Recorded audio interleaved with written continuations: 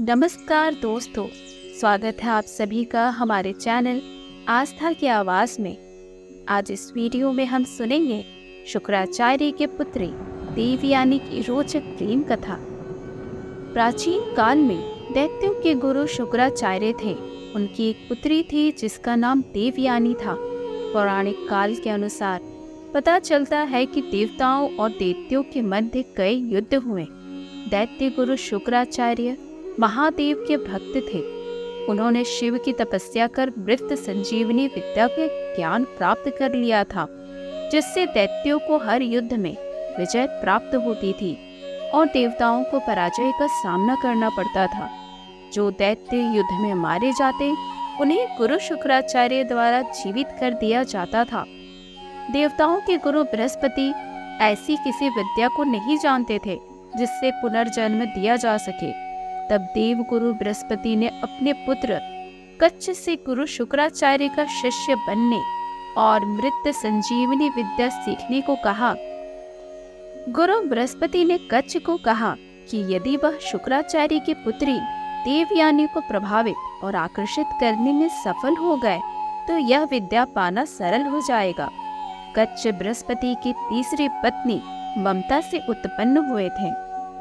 कच्छ अपने पिता के आदेश का पालन करते हुए गुरु शुक्राचार्य के पास पहुँचे। कच्छ एक तेजस्वी व बुद्धिमान युवक थे।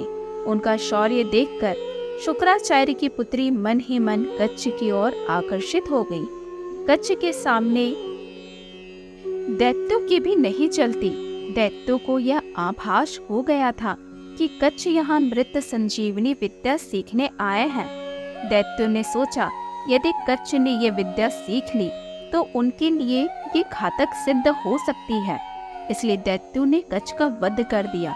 जब देवयानी को कच्छ के वध की सूचना मिली तो वह सहन नहीं कर सकी और अपने पिता से कच्छ को पुनर्जीवित करने की प्रार्थना की। शुक्राचार्य देवयानी के कच्छ के प्रति भाव को भाप गए थे और कच्छ को पुनर्जीवित कर दिया। उधर जैसे ही दैत्यों को पता लगा कि कच्छ पुनर्जीवित हो गया है, उन्होंने फिर से कच्छ का वध कर दिया।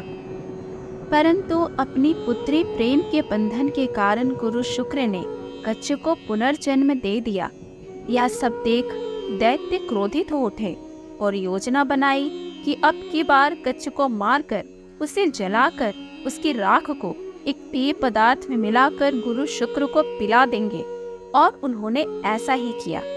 तब देवयानी के विनती करने पर उन्होंने अपनी शक्तियों से कच्छ का पता लगाने की कोशिश की तो उन्हें ज्ञात हुआ कि कच्छ उनके पेट में ही है। यह देख गुरु शुक्राचार्य दुविधा में पड़ गए। यदि वह कच्छ को जीवित करते हैं तो स्वयं मृत्यु को प्राप्त हो जाएंगे।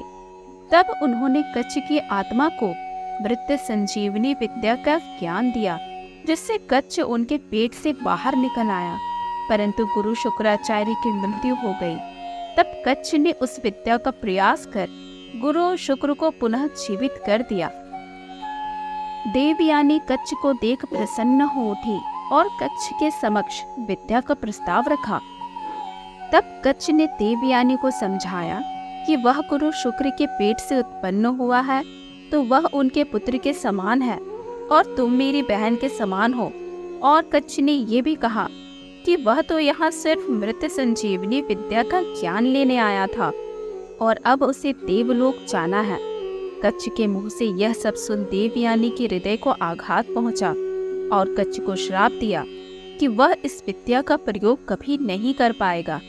यह सुन कच्छ क्रोधित हो गए और उन्होंने भी देवयानी को श्राप दिया कि उसका विवाह एक चरित्रहीन पुरुष के साथ होगा।